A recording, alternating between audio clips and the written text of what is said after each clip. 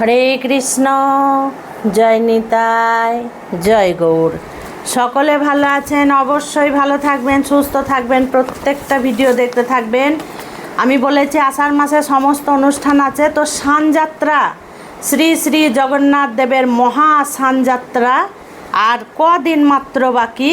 আচ্ছা, 29শে জুন, ইংরেজির 29শে জুন, বাংলার 14ই আষাঢ় সোমবার মহা সানযাত্রা জগন্নাথ দেবের।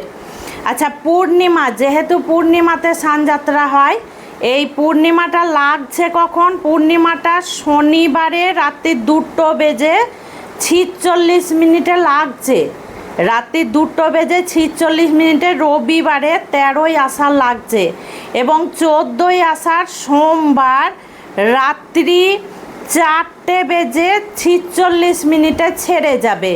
মানে ভোরবেলা, ভোর 4:46 ছেড়ে যাবে। সোমবারে সারা দিন রাত কিন্তু পূর্ণিমা থাকবে। সর্বপ্রথম বলে নিই, আমার রক্তেতেই আছে, আমরা জন্মের আগের থেকেই দেখে আসছি আমাদের পূর্বপুরুষদের পুজো। আমার বাবার দেশে ধর্মরাজ পুজো হয়। আচ্ছা, ধর্মরাজ মানে কিন্তু যমরাজ, সেই ধর্মরাজের পুজো হয়। আমি প্রতি বছর যাই। তো জগন্নাথ দেবের সানযাত্রা আমাদের ধর্মরাজ পুজোতে সেই দিন খুব ধুমধাম হয়। যদি পারি কিছু ধর্মরাজের পুজোর ভিডিও আমি সন্তানদেরকে দেখাবো, তোমাদেরকে এরপরে আমি এসে দেখাবো, কোনো ভিডিওতে দেখবে। ভগবানের সানযাত্রা হয় জ্যৈষ্ঠ মাসের পূর্ণিমাতে। এইটা কিন্তু আষাঢ় মাসের পূর্ণিমা, কিন্তু আষাঢ় মাসের পূর্ণিমা এটা নয়, এটা জ্যৈষ্ঠ মাসের পূর্ণিমা আষাঢ় মাসে পড়েছে। তো এই পূর্ণিমা আষাঢ় মাসে হয় না, জ্যৈষ্ঠ মাসেই হয়। জ্যৈষ্ঠ মাসের পূর্ণিমাতে ভগবান শ্রী শ্রী জগন্নাথ দেবের আবির্ভাব হয়েছে, মানে এই দিন আবির্ভূত হয়েছিলেন জগন্নাথ দেব। এবং ভগবানের বার্থডে, হ্যাঁ, হ্যাপি বার্থডে বা জন্মদিন হয় জগন্নাথ দেবের। যদি ভগবানের এই অভিষেক আপনারা দেখেন, আমরা যদি দেখি ভগবানের অভিষেক করা, মানে ভগবানের স্নান করা, তাহলে কিন্তু বলছে এখানে শাস্ত্র, মায়ের গর্ভে আর জন্ম নিয়ে এই পৃথিবীতে আসতে হবে না। এত ভগবানের জগন্নাথ দেবের স্নানের মহিমা। উড়িষ্যার রাজা ইন্দ্রদুম্ব তাকে স্বপ্নাদেশ করেছিলেন ভগবান জগন্নাথ দেব যে আমার মূর্তি স্থাপন করো, এবং আমার মূর্তি স্থাপন করে মহা সানযাত্রা অনুষ্ঠান করো, আমাকে অভিষেক করো। তো এই চন্দ্রদম্ব রাজা, উড়িষ্যার যে পুরীর জগন্নাথ দেব আমরা দেখি, তো সেই রাজা মাল্লব দেশ ছিল, তাকে বলা হতো মাল্লব দেশ। এখন আমরা পুরী বললেই এক কথায় বুঝিয়ে যায়। পুরীর মাল্লব দেশের রাজা ছিলেন এই ইন্দ্রদুম্ব। ইন্দ্রদুম্ব কিন্তু ব্রহ্মা থেকে 25তম বংশধর। তো এই ইন্দ্রদুম্ব রাজা ছিলেন ভগবানের ভীষণ প্রিয়। ভগবান কিন্তু বারবার ভক্তের কাছে ধরা দিয়েছেন, ভক্তের হাত ধরে লীলা করেছেন, ভক্তকে প্রতিষ্ঠা করেছেন, ভক্তের নাম চতুর্দিকে ছড়িয়ে দিয়েছেন ভগবান বারবার। তার প্রমাণ আমরা কিন্তু পাই বহু ভিডিওতে, বহু ভক্তের কথা। তো মহা স্নানের আয়োজন করেছিলেন এই রাজা ইন্দ্রদুম্ব। তো দাদা বলভদ্র এবং বোন সুভদ্রা রানীকে নিয়ে ভগবান কিন্তু স্নান করেন। এই স্নান করেন 108 ঘড়া জল দিয়ে, 108 ঘড়া জল দিয়ে বা 108 কলস জল দিয়ে সুগন্ধি জলে ভগবান স্নান করেন।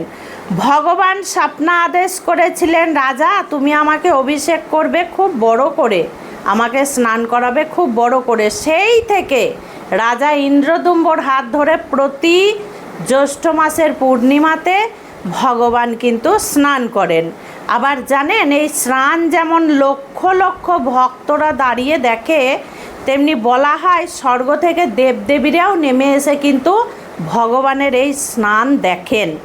সেই সত্যযুগ থেকে আজও চলে আসছে ভগবানের এই স্নান যাত্রা। সেই সত্যযুগের কথা, কিন্তু সত্যযুগ থেকে ভগবানকে স্নান করানো হয়।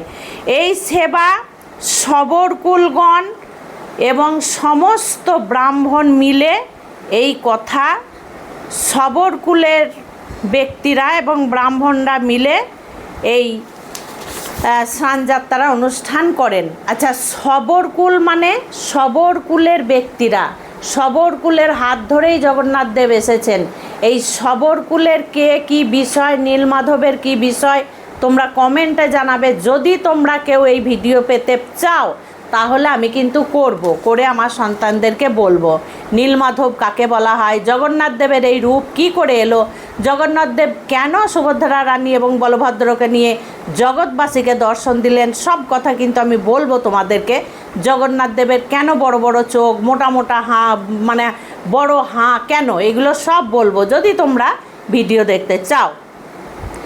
ভগবান এই দিন রত্ন সিংহাসন থেকে নেমে ভগবান কিন্তু সুন্দর একটা জায়গায় স্বর্ণবেদী করা হয়েছে, মহারাজ স্বর্ণবেদী করেছিলেন।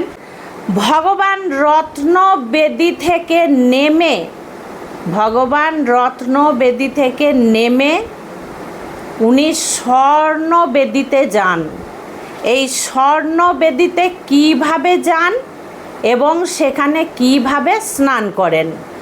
সর্বপ্রথম ভগবান জগন্নাথ দেবকে শবরকুল এবং ব্রাহ্মণরা মিলে কাঁধে করে দোলাতে দোলাতে দোলাতে নিয়ে যান সেই স্বর্ণ বেদির উপরে। তারপরে বলভদ্রদেবকে দোলাতে দোলাতে দোলাতে মন্দির থেকে বার করে স্বর্ণ সিংহাসনে মানে স্বর্ণ বেদির উপরে নিয়ে যান। তারপরে সুভদ্রা মহারানীকে লাস্টে নিয়ে যান। সেইখানে গিয়ে সুভদ্রা মহারানীকে মাঝখানে রেখে দুই ভাইকে দুই পাশে রেখে সুন্দরভাবে ওই জায়গাটাকে সাজানো হয়, ফুল দিয়ে, পাতা দিয়ে, লতা দিয়ে সুন্দর করে সাজানো হয় দেখবার মতো এবং খুব উঁচু জায়গায়। তো এইভাবে শবরকুল মিলে, দৈত্যগণ মিলে, ব্রাহ্মণ সকলে মিলে ভগবানকে সেইখানে স্নান করান উঁচু স্বর্ণ বেদিতে রেখে। তো এই স্নান বেদি তখন তো ছিল, তখন রাজা করেছিলেন, কিন্তু এখন কতটা কি বিষয় সেটা বলতে পারছি না। আর ভগবানকে ওখানে তো নোনা জল সমুদ্রের, ভগবানের পাশেই একটা কুয়ো আছে, সেই কুয়ো থেকে জল 108 কলস তুলে গোবিন্দকে স্নান করানো হয়। এবার এই জলে কি কি থাকে? জলে তো তুলসী থাকবেই, চন্দন থাকে, অগুড়ো থাকে, কর্পূর থাকে, আর এক হলুদ বা হলুদ জাতীয় একটা জিনিস বেটে জলের মধ্যে মিশিয়ে গোবিন্দকে আমার স্নান করানো হয়, বোনকে এবং দাদাকে। স্নানের সময় ভগবানকে তাল পাতা দিয়ে বাতাস করা হয় এবং চামর দোলানোও হয়। তো বাতাস করা হয় কেন না, গোবিন্দকে শীতল রাখার জন্য। যেহেতু জ্যৈষ্ঠ মাস, প্রচণ্ড রোদের তাপ এবং প্রচণ্ড গরম, তাই গোবিন্দকে আমার শীতল করা হয়। ভগবানকে স্নান টান করানোর পরে আরতি করা হয়, তারপরে সুন্দর ভগবানকে ড্রেস পরানো হয়, জানেন তো, গজানন ড্রেস পরানো হয়, মানে গণেশের মতো হাতির মতো ড্রেস পরানো হয়। তো এই সময় ভগবানকে এবং বলভদ্রকে এবং সুভদ্রা মহারানীকে গজানন ড্রেস পরানো হয়, হাতির মতো খুব সুন্দর ড্রেস পরানো হয়, জানেন তো। তো কালো রঙের পোশাক, মানে হাতির মতো কালো রঙের পোশাক ভগবানকে পরানো হয়, জগন্নাথ আমার মহারাজকে, এবং সাদা রঙের হাতির মতো ড্রেস বলভদ্রকে পরানো হয়, আর সুভদ্রা মহারানীকে পদ্ম ফুলের মতো ড্রেস পরানো হয়।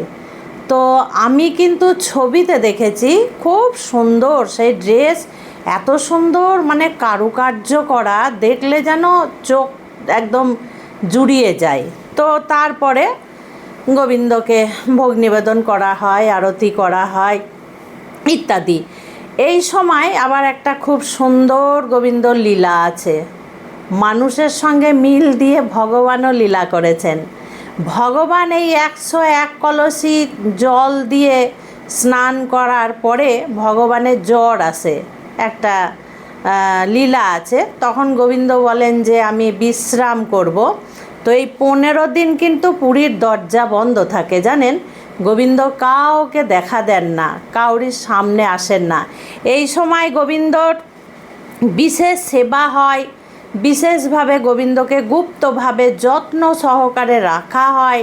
3 জনাকেই, ভগবানকে, বলভদ্রকে এবং সুভদ্রা মহারানীকে। তো এই সময় কি করা হয়, শুকনো খাবার দেওয়া হয়। শুকনো বলতে প্যাড়া, গজা, নিমকে, ভাজা, এই ধরনের খাবার গোবিন্দকে ভোগ নিবেদন করা হয়। আমাদের মানুষদের যেমন জ্বর এলে আমরা ভাত খাই না, আমরা বেশি করে মানে শুকনো সাবডা খাবার খাই, ওষুধ খাই আর চুপচাপ শুয়ে থাকি। তো এই 15 দিন কিন্তু পুরীর দরজা বন্ধ থাকে। শুধু সেবাটা গিয়ে ব্রাহ্মণরা, পাণ্ডারা করেন, আর বাইরের জগৎবাসীকে গোবিন্দ কিন্তু দর্শন দেন না। তারপরে এই সময় 2টো জিনিস দেওয়া হয় গোবিন্দকে, বিশেষভাবে আয়ুর্বেদিক ঔষধি রূপে পাচনও বলা হয়, এবং এটাকে বলা হয় কাড়া। কাড়া বা পাচন, এক ধরনের শরবত জাতীয়, একে বানানো হয়, তারপরে গোবিন্দকে দেওয়া হয়। এই সময় শুধু পুরোহিত ছাড়া কেউ বাইরে দর্শন করতে পারে না। তারপরে 15 দিন পরে গোবিন্দ আমার সাজধাজ করে তারপরে মন্দির থেকে বেরিয়ে রথে ওঠেন। রথে উঠে জয় জগন্নাথ দেব জগৎবাসীকে দর্শন দেন। তখন রথে উঠে জগৎবাসীকে উনি দেখা দেন। জগৎবাসীকে ওনার যে রূপ, উনি যে সর্বশ্রেষ্ঠ, উনি যে ভগবান, ওনার যে রূপ, সেই রূপ জগৎবাসীকে দর্শন দেন। জয় জগন্নাথ দেব, জয় জগন্নাথ দেব। এই সময় মহাপ্রভু কিন্তু গিয়েছিলেন, জানেন তো। আর একটা সুন্দর কথা, আমার মহাপ্রভু নবদ্বীপ থেকে শ্রীধাম পুরীতে গেছিলেন জগন্নাথ দেবকে দর্শন করতে। কি অপূর্ব লীলা না, গোবিন্দই গেছেন গোবিন্দকে দর্শন করতে। ভাবা যায়, স্বয়ং ভগবান হচ্ছেন চৈতন্য মহাপ্রভু, আবার ওনারই রূপ জগন্নাথ দেবকে দর্শন করতে গেছিলেন নীলাচলে। তখন বলে নীলাচলে মা সচী মাতাকে বলেছিলেন যে আমি তীর্থে যেতে চাই, অন্য রাজ্যে, বৃন্দাবনের ওই সাইডে যেতে চাই। তখনকার দিনে ভাবা তো চারটিখানি কথা নয়, তখনকার দিনে পায়ে হেঁটে যেতে হতো। তো মহাপ্রভুকে তখন সচী মাতা বলেছিলেন যে তুমি নীলাচলে যাও, তো সেটা হচ্ছে পুরীধাম। তখন মহাপ্রভু আমার সমস্ত রাজ্যের ভিতর দিয়ে, ঝাড়খণ্ডের ভিতর দিয়ে, জঙ্গলের ভিতর দিয়ে হাঁটতে হাঁটতে পুরীধামে গেছিলেন। তো এই সময় জগন্নাথ দেবকে দর্শন করতে না পেরে উনি পাশেই ওই আলারনাথ বলে মন্দির আছে, জানেন। আমার সৌভাগ্য হয়েছে, আমি গেছিলাম সেখানে। স্বয়ং নারায়ণ, সত্যযুগের নারায়ণ, নাম হচ্ছে আলারনাথ। এই আলারনাথে ভগবান বিষ্ণু আছেন এবং লক্ষ্মী মহারানী আছেন। এখানে এই আলারনাথের মন্দিরকে আলারনাথও বলা হয় এবং ব্রহ্মাগিরিও বলা হয়, কারণ এখানে সত্যযুগে ব্রহ্মা স্বয়ং এসেছিলেন। তো এই আলারনাথ দেবের পাশেই মা লক্ষ্মী দেবী আছেন। মা লক্ষ্মী দেবীর পাশে সামনাসামনি একটা বিরাট বড় শিলা পড়ে আছে, জানেন তো। শিলাতে একটা চিহ্ন আছে, যেমন মানুষ শুয়ে থাকলে তার একটা চিহ্ন হয়ে যায়, যেমন আমরা কাদাতে বা বালিতে শুয়ে থাকলে আমাদের শরীরে ছাপ হয়ে যায়, ঠিক সেই রকম সেই শিলার মধ্যে ছাপ আছে। কার? মহাপ্রভু ছাপ আছে। মহাপ্রভু ভীষণ ভাবুক হয়ে ওই বিরাট শিলাতে শুয়ে শুয়ে ভীষণ কান্নাকাটি করেছিলেন। জগন্নাথ দেবকে দেখতে পেলেন না, এই ভাবুক হয়ে উনি এমনভাবে কান্নাকাটি করেছিলেন, এবং ওনার শরীর থেকে একটা তেজ বার হয়ে এসে ওনার শরীরে চাপে সেই পাথর কিন্তু ছাপ পড়ে গেছিলো, পাথর গলে গেছিলো, পাথরে মহাপ্রভুর মাথার ছাপ আছে, মহাপ্রভুর পায়ের ছাপ আছে, হাতের ছাপ আছে। আপনারা যদি কখনো আল্লাহনাথে যান তাহলে গিয়ে দেখতে পাবেন এই রূপ আমার মহাপ্রভুর। তো ওখানে বিশেষ জিনিস একটা কি হয়, ওখানে আল্লাহনাথকে পায়েস মানে পরমান্ন ভোগ নিবেদন করা হয়।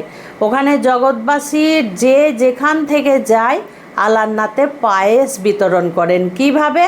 আগের থেকে টাকা পাঠিয়ে দিতে হয় বা গিয়ে সেদিন সকালবেলা গিয়ে যদি পান্ডাদেরকে টাকা দেওয়া হয়, ওনারাই ব্যবস্থা করেন পায়েস ওখানে রান্না করে গোবিন্দকে ভোগ নিবেদন করে, মানে আল্লাহনাথকে ভোগ নিবেদন করে তারপরে সবকে প্রসাদ বিতরণ করেন। তো এটা আমার সৌভাগ্য এখনও হয়নি, তবে আমি দেখব যদি পারা যায়, আমার ইচ্ছে আছে। তো কিভাবে আমার জগন্নাথ দেবের স্নান হয়, কিভাবে জগৎবাসী দেখে আল্লাহনাথের সম্বন্ধে, মহাপ্রভু সম্বন্ধে তো বললাম। এবার কথা হচ্ছে আমরা বাড়িতে কিভাবে জগন্নাথ দেবকে অভিষেক করব। এটা বিশেষ বিষয়, কারণ আমরা তো আর সব জায়গায় গিয়ে দর্শন করতে পারবো না। বাড়িতে তো আমাদেরকে জগন্নাথ দেবকে অভিষেক করতেই হবে। যাদের ছবি আছে বা যাদের মূর্তি আছে বা যাদের এক ধরনের বিশেষ পুরীতে যেটা পাওয়া যায় ছাতার নিচে জগন্নাথ, বলভদ্র এবং সুভদ্রা মহারানী আছে, তাতেও আপনারা একটা পাত্র নেবেন। সেই পাত্র পিতল, কাঁসা বা আপনার তামা বা মাটি হতে পারে। সেই পাত্রতে ভগবানকে রাখবেন বা ছবি রাখবেন। রেখে আপনারা কি করবেন, তুলসী দেবেন, আগে চন্দন গুঁড়ো একটু ঢেলে দেবেন সেই পাত্রতে। তারপরে আমার জগন্নাথ দেবকে, বলভদ্র এবং সুভদ্রা মহারানীকে বসাবেন।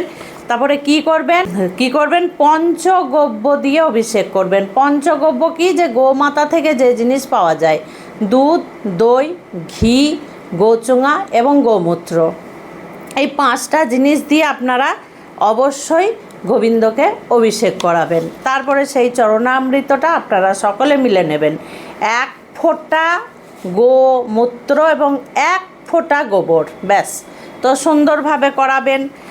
আর তা যদি না হয় তাহলে পঞ্চামৃত দিয়ে করাবেন। পঞ্চামৃতটা কি, দই, দুধ, ঘি, মধু, চিনি বা মিছরির জল, এটা দিয়েও আপনারা বাড়িতে করাতে পারেন। আচ্ছা, তা যদি না হয় তাহলে কি করবেন, 5টা ফলের রস দিয়েও আপনারা গোবিন্দকে তুলসী দিয়ে অভিষেক করতে পারেন।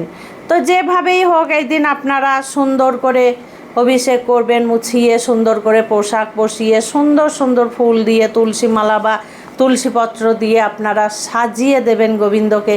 তারপরে সেদিন আপনারা ভোগ নিবেদন করবেন। সানযাত্রার দিন কি ভোগ নিবেদন করবেন, মালপোয়া, লুচি, পরোটা, সুজি, যে কোনো গাজরের বাদাম টাদাম, কিশমিশ, কাজু দিয়ে হালুয়া, পরমান্ন, অনেক কিছু আছে। আপনারা যারা গোবিন্দকে অন্ন নিবেদন করেন তারাও অন্ন ভোগ নিবেদন করতে পারেন, কোনো অসুবিধা নেই। বাড়িতে আপনারা এইভাবে সানযাত্রা উৎসব অবশ্যই পালন করুন।